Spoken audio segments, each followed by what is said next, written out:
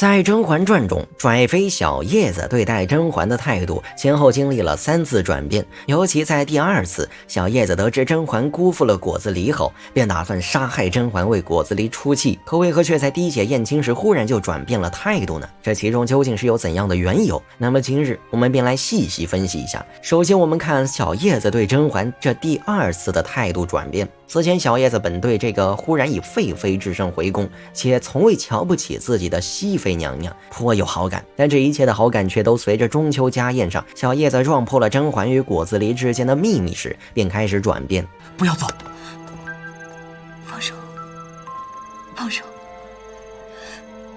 放手。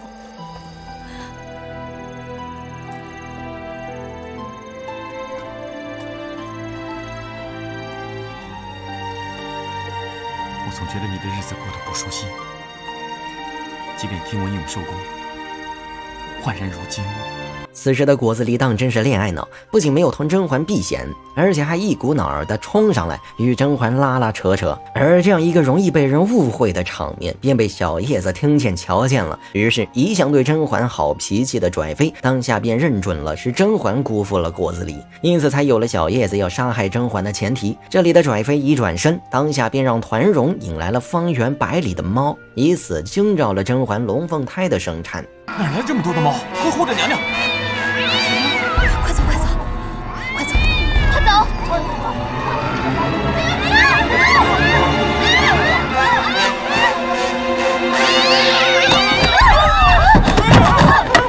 小主，怎么样？小主，此时拽妃的做法便是打定了主意，要让甄嬛一尸2命。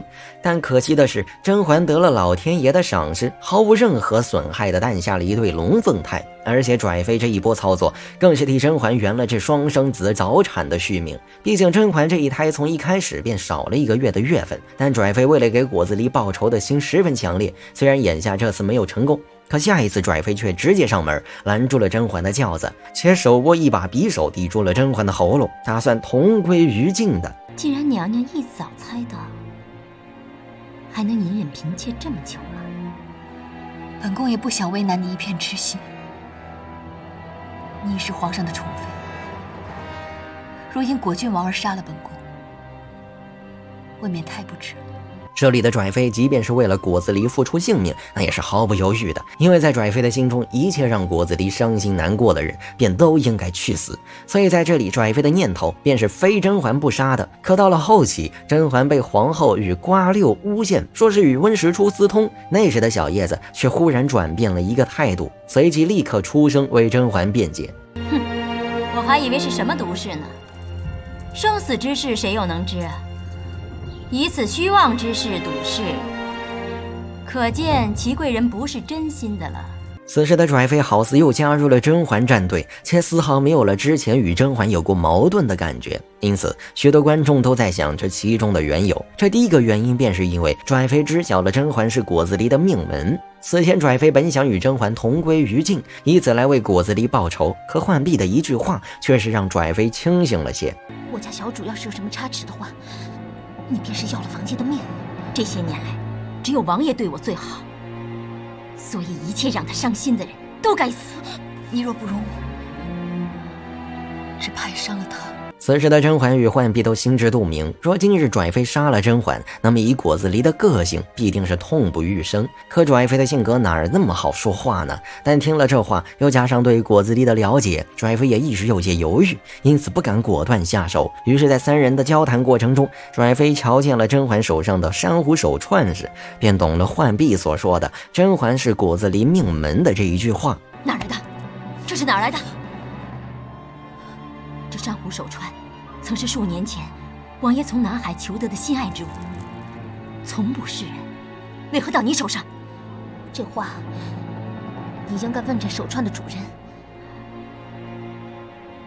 王爷，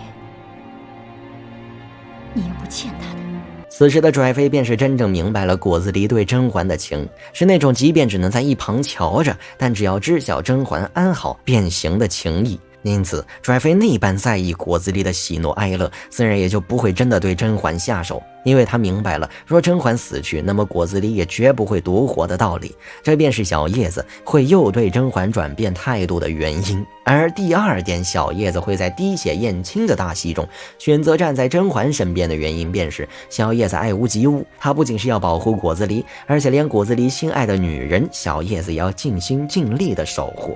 因此当瓜六屡次对甄嬛进行污蔑，甚至不惜找来绯闻和净白来做伪证时，小叶子便亲自派人去请了莫愁来为甄嬛辩解。净白师傅这句话足以让天下出家人为你羞愧而死。臣妾才要回宫休息，谁知在路上碰见二小姐带着丫头和公公，说要去找熹贵妃。臣妾见她带的公公是小允子，小允子说她也在甘露寺有故人相识。臣妾就想，这净白师傅一人话不可信，多个人也好，所以就把自己宫中的腰牌给了小允子，让他去找人。此时的小叶子便是全身心的都投入到了甄嬛的战队，这便是因为他根本就不相信甄嬛会与温实初私通。毕竟小叶子作为知晓内幕的一员，当时在甘露寺与甄嬛私通时，明明就是果子狸，因此无论从何种角度出发，小叶子都不会眼睁睁地看着瓜六与皇后将甄嬛拉下水。尤其这甘露寺私通一事，若再往下查，说不准就会查到果子狸的头上。因此无论如何，小叶子都会在滴血验亲这事儿上帮助甄嬛。回看《甄嬛传》中，小叶子前期都已经对甄嬛起了杀心，且屡次要置甄嬛于死地，那么又为何在滴血验亲这一事上忽然就转变了态度？想必今日分析完以上2点，便可以明了了。